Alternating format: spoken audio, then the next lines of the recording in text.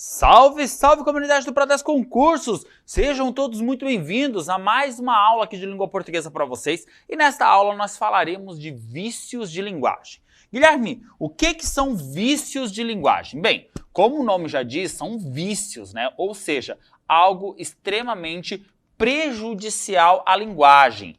Vícios de linguagem. Então, quando eu falo em vícios de linguagem, eu falo de construções que a gente monta nos nossos textos e que acabam, pessoal, sendo prejudiciais à escrita, às normas ortográficas, às normas de sintaxe, ou seja, aos padrões colocados pela gramática da língua portuguesa. E os vícios de linguagem é muito importante nós saber. Todos eles ajudam a enfraquecer as construções textuais, né? Enfraquecem a morfologia da língua portuguesa. Então, ou seja, tudo que denotar algo negativo vai ser aí, então, estabelecido por esses vícios de linguagem, que são construções que a gente precisa evitar a todo custo. O primeiro exemplo de vício de linguagem, né, que eu quero trabalhar com vocês é a ambiguidade.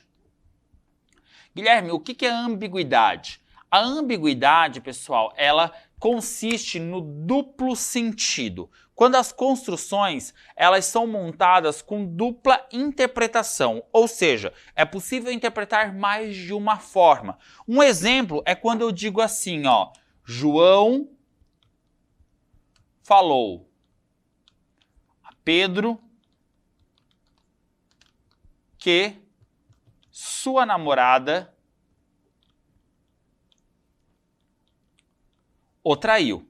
Quando eu monto, pessoal, um texto desta forma, repare que o uso do pronome sua pode ser utilizado tanto para se referir a Pedro, quanto para se referir a João. Então, quando eu monto um texto nessa condição, eu não sei exatamente dizer quem é que foi traído aqui na história, ou seja, quem é o corno aqui da história, se é o João ou se é o Pedro. O nome disso é chamado de ambiguidade. A ambiguidade, ela consiste naqueles desvios pela dupla interpretação que o nosso texto gera. Ou quando eu digo assim, viu o cachorro do seu tio, eu não sei ao certo se eu estou me referindo ao animal que o meu tio tem, ou fazendo referência a uma forma pejorativa do comportamento do meu tio, se ele é um tremendo de um safado. Então, ou seja, isso é a ambiguidade. O segundo vício de linguagem que eu quero trabalhar aqui com vocês é o arcaísmo. Guilherme, o que é o arcaísmo?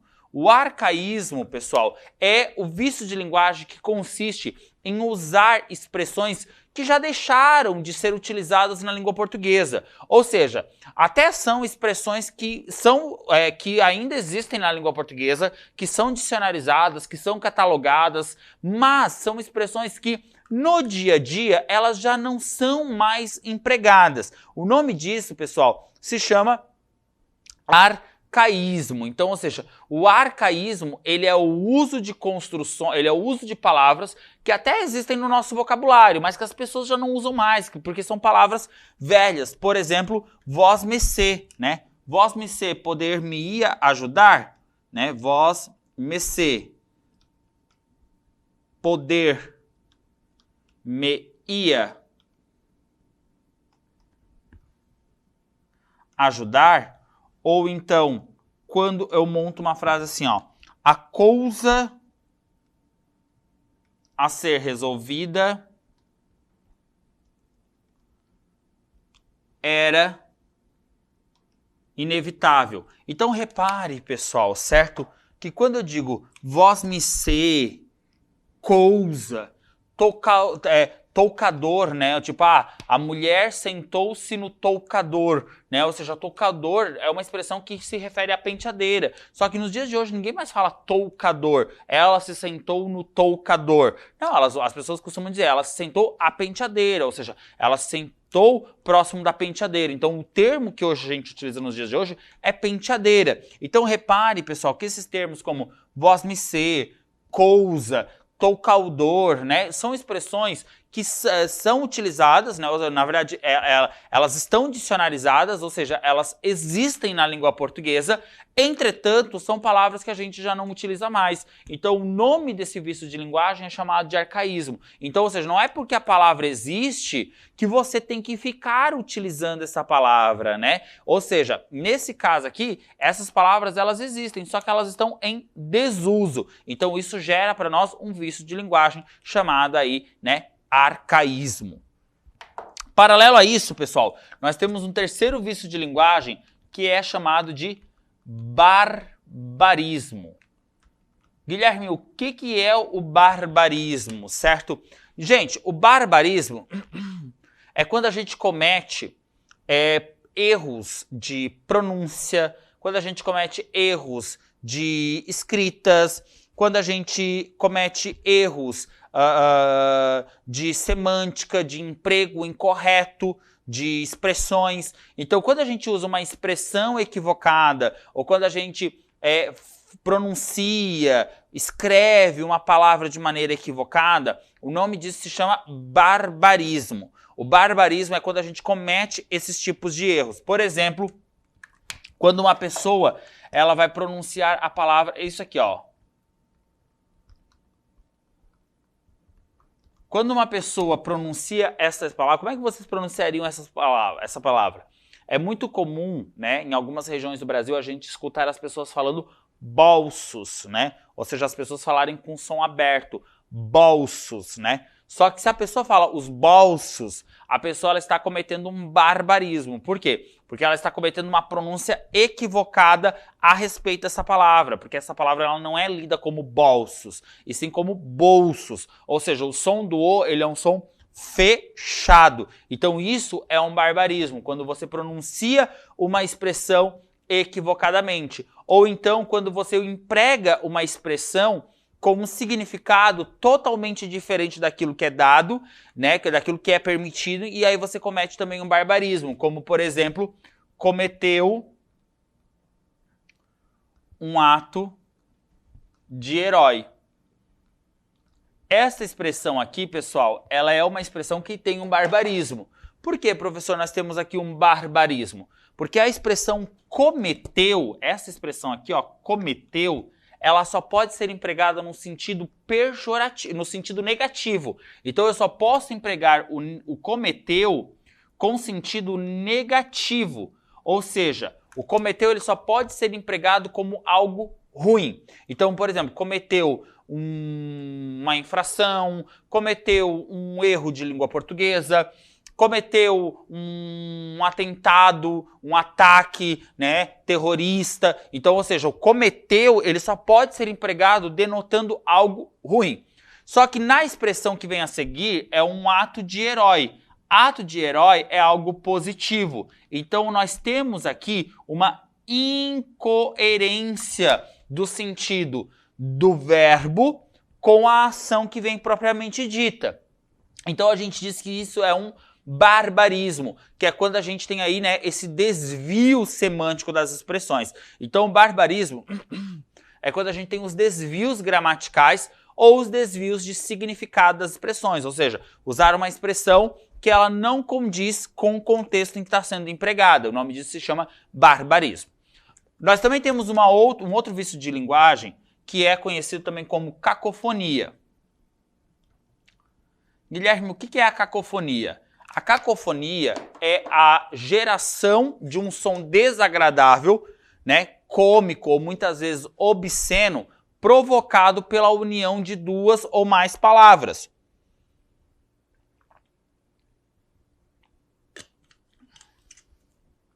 Então, quando eu uso duas ou mais palavras e que ao unir o som dessas palavras gera um som desagradável, ou seja, um terceiro som que muitas vezes é obsceno e até mesmo cômico. Por exemplo, quando eu digo vou mijar. Repare que quando eu monto a expressão vou mijar, o som do me se junta com o som do já e os dois juntos formam um som desagradável, que é o som do verbo mijar. E aí, quando eu digo vou mijar, né, ou seja, fica essa ideia do ir mijar. Então, ou seja, isso gera um terceiro som pela união de dois sons, ou seja, não era a intenção de unir esses dois sons para formar um terceiro som de maneira desagradável. Então, ou seja, quando um terceiro som surge, a gente chama isso de cacofonia. Então, quando eu junto dois sons ou mais e na junção desses dois sons ou mais gera um som desagradável, o nome disso se chama cacofonia. Ou quando eu digo assim, ó, a boca dela. Ó, a boca dela. Quando eu junto o boca, aqui ó, o K do boca e o dela, vira cadela, né? Ou seja, vira a palavra cadela.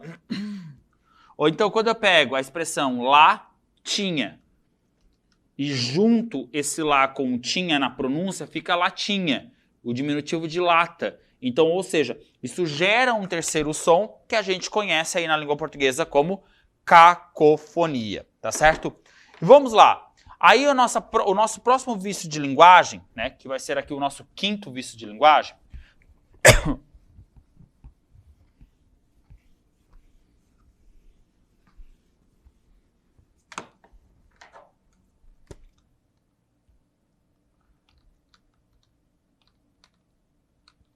é o paraquema, certo? O paraquema, pessoal, né? O paraqueme, né? Aqui vai ser a nossa próxima figura, nosso próximo vício de linguagem. E Guilherme, e no que consiste o paraquema ou o paraquema, né? Pode ser chamado de paraquema ou parequema. Pode ser, essas duas pronúncias elas são aceitas, tá? Guilherme, o que é o parequema ou paraquema? O parequema ou paraquema é quando o som de uma palavra final é o mesmo som que começa a palavra seguinte. Por exemplo, quando eu monto assim, ó. Vamos pegar aqui, ó. A dor de dente te incomoda. Ou então quando eu digo assim, o ataque que queria foi executado. Quando eu monto esses tipos de texto, repare que o som de dente, o último som da palavra dente, é o mesmo som que começa a próxima palavra. Então, quando isso ocorre, a gente chama isso de parequema ou paraquema, certo? A mesma coisa aqui, ó. Ataque terminou com que, a próxima palavra começa com que e a próxima palavra também começa com que. Então, ou seja, o som de uma letra, o último som da palavra é o mesmo som que começa a próxima palavra. O nome disso então se chama paraquema ou parequema, certo? Então, isso também é um vício de linguagem. Aí vocês não podem confundir o paraquema ou parequema com o eco. O eco, pessoal, também é um vício de linguagem. Só que qual que é a diferença do eco e do parequema? Vamos lá. Deixa eu colocar aqui para vocês uma construção. Vamos lá. Você é valente,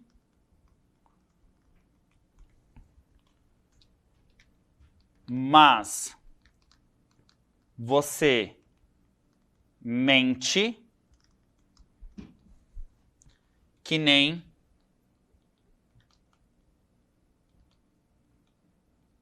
sente. Vamos lá. O que é o eco? O eco é quando o som final de uma palavra se repete várias vezes em outras palavras ao longo do texto. Como é o caso aqui, ó. Valente, ente, mente, ente, sente, ente. Então, ou seja, o som do ente se repete várias vezes, como se fosse um eco. Ente, ente, ente, ente, ente. Então, o nome disso se chama eco. Quando o som final de uma palavra, quando ele é repetido igualmente em outras palavras no fim destas palavras. Como é o caso aqui, ó. Valentemente sente. Ou seja, é como se fosse uma rima. É como se aquela palavra ela rimasse com outras palavras no decorrer do texto. O nome disso se chama eco. Não confunda com paraquema ou parequema. Por quê? O parequema é quando o som final de uma palavra começa o som da próxima palavra. Então, por exemplo, vamos pensar aqui. Guilherme. Ó, Guilherme, termina com me. Guilherme, né? Se a próxima palavra começar com me, a gente vai ter um parequema. Então, ó, Guilherme menos nosso, ó. Então, ou seja, o som do final de uma palavra é o mesmo som que começa a próxima palavra. Quando o som final de uma palavra começa o som da próxima palavra, o nome disso se chama parequema. Agora, se o som me fosse repetido várias vezes ao longo do texto no final de palavras, aí seria um eco, tá certo? Vamos lá. Próximo vício de linguagem. Próximo vício de linguagem vai ser o que a gente chama por solecismo. Então, ou seja, próximo vício de linguagem é chamado de solecismo. Guilherme, o que consiste o solecismo? Galera, o solecismo, ele tem a ver com os erros de regência, os erros de crase e os erros de concordância. Então, quando a gente comete erros de concordância, quando a gente comete erros de regência, quando a gente comete erros de crase, a gente chama isso de vício de linguagem por solecismo. Então, ou seja, é um vício de linguagem. Então, quando eu monto assim, ó, uma frase, todos os meninos foi na festa, a gente comete o que nós chamamos de solecismo. Por quê? Porque a ideia é montar aqui o texto todo no plural, né? Então deveria ser todos os meninos foram. Então nós temos aqui um desvio de regência, de concordância, tanto nominal quanto verbal. Além disso, nós temos aqui um erro de regência, porque ninguém vai na festa, as pessoas vão à festa.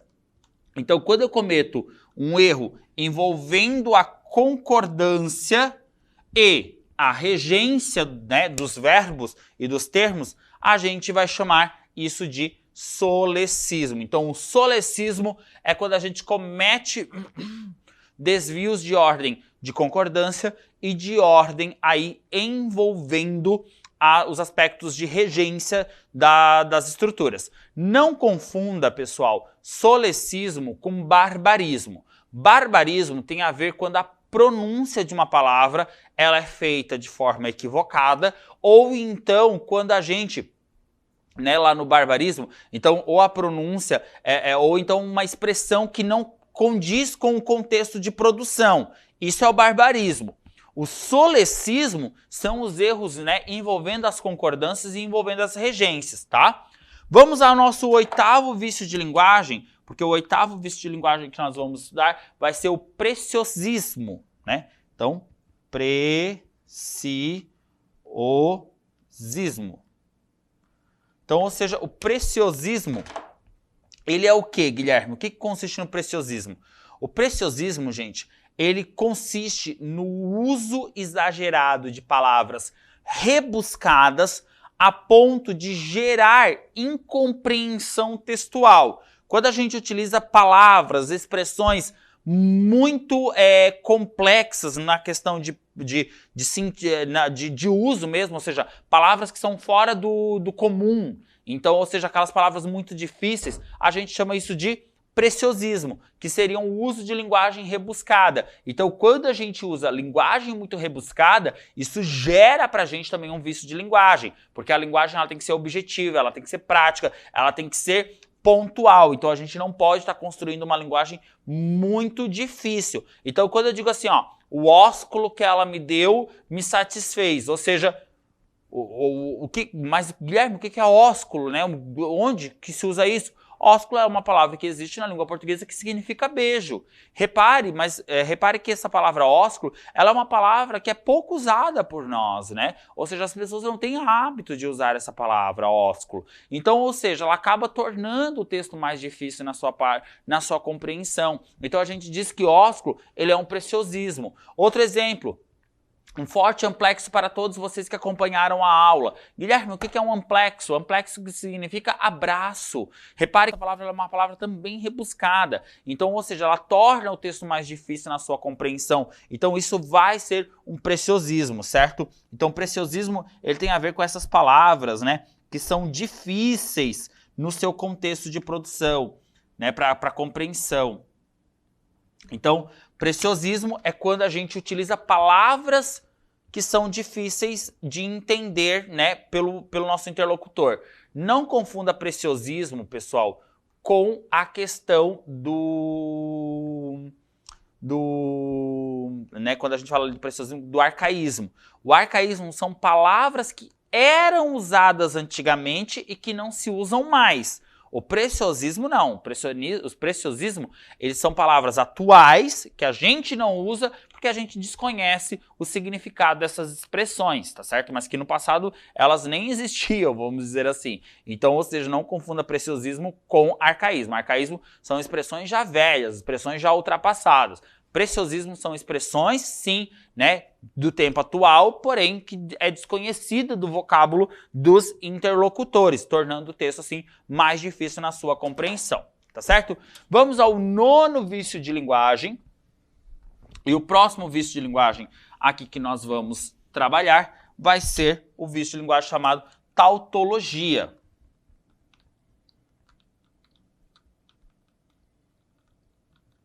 Guilherme, o que é a tautologia? A tautologia, pessoal, nada mais é do que usar o pleonasmo vicioso. Então, quando a gente usa o pleonasmo vicioso, né, ou seja, a repetição de ideias, né, de forma viciosa, né, a gente chama isso de tautologia. Alguns exemplos, né, que é a repetição de ideias. Subir para cima, porque se é subir, é claro que é para cima. O descer para baixo, claro que se é para descer, é para baixo. O encarar de frente, é claro que se é encarar, é claro que é de frente. O surpresa inesperada, é claro que se a surpresa é o inesperada, certo? Hemorragia de sangue, se é hemorragia, é claro que é de sangue. Constelação de estrelas, se é constelação, é claro que é de estrela. Cardume de peixe, se é cardume, é claro que é de peixes. Então, ou seja, o nome disso é pleonasmo vicioso, que a gente chama dentro do estudo de vício de linguagem como tautologia. A tautologia, ela consiste nisso, que é o quê? A repetição de ideias, tá certo? Um outro vício de linguagem que nós temos, pessoal, é o vício de linguagem chamado estrangeirismo. Guilherme, no que consiste o estrangeirismo? O estrangeirismo significa fazer o uso exagerado de expressões de outros idiomas dentro do nosso vocabulário, ou seja, é fazer o uso de palavras estrangeiras dentro da nossa língua.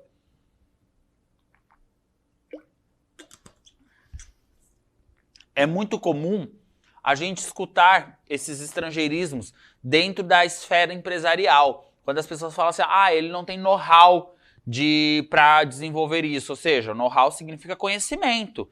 Então, ou seja, eu utilizo uma expressão que tem uma tradução para o português. Vamos fazer um brainstorm, né? Ou seja, brainstorm tem uma expressão para o português, que é tempestade de ideias.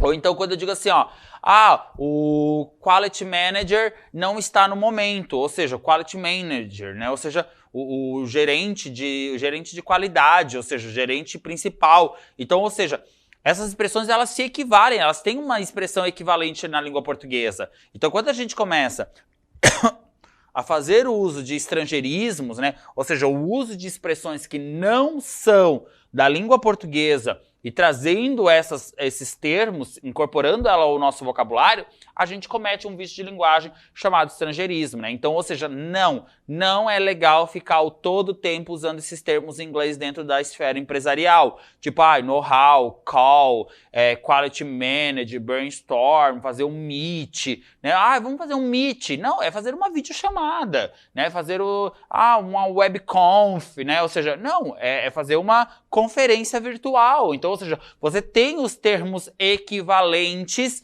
para serem utilizados na língua portuguesa. Então, o uso desses estrangeirismos, dessas expressões que são estrangeiras e que não são dicionarizadas pelo dicionário da língua portuguesa, se torna um vício de linguagem. Guilherme, mas futebol é um estrangeirismo? Claro que não. Futebol veio sim do inglês, só que ela se aportuguesou, ou seja, ela ganhou um formato próprio de escrever e de ser pronunciada na língua portuguesa. Então ela é dicionarizada, ela é catalogada pela língua portuguesa. Agora, o estrangeirismo é quando eu pego essas expressões que são em inglês e que não são dicionarizadas, que não tem no dicionário, né? Por exemplo, call, quality manager, por exemplo, webconf, know-how, né? Então, essas expressões, elas sim que vão ser consideradas estrangeirismos, tá? E por fim, pessoal, um outro vício de linguagem que nós temos é a prolixidade.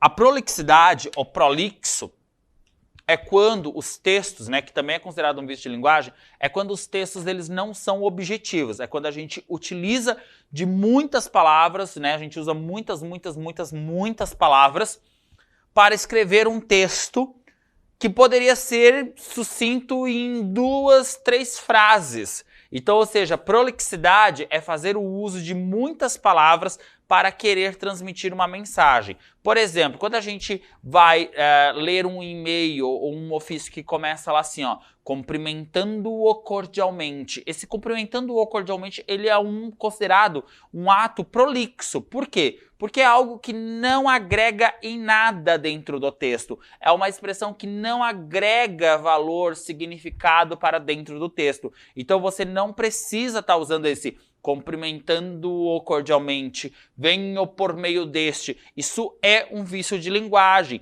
Isso prejudica a objetividade da nossa escrita, trazendo prolixidade, ou seja, usar expressões, usar palavras que poderiam resumir, né? Ou seja, deixar o texto mais longo e menos objetivo. Isso é o que a gente chama de prolixidade. Então evitem esses tipos de construções também aí nos seus textos, tá certo? Pessoal, fechamos então aqui os nossos vícios de linguagem, que são cuidados que nós precisamos ter ao produzir texto e que a gente não deve utilizar desses vícios no nosso dia a dia, tá certo?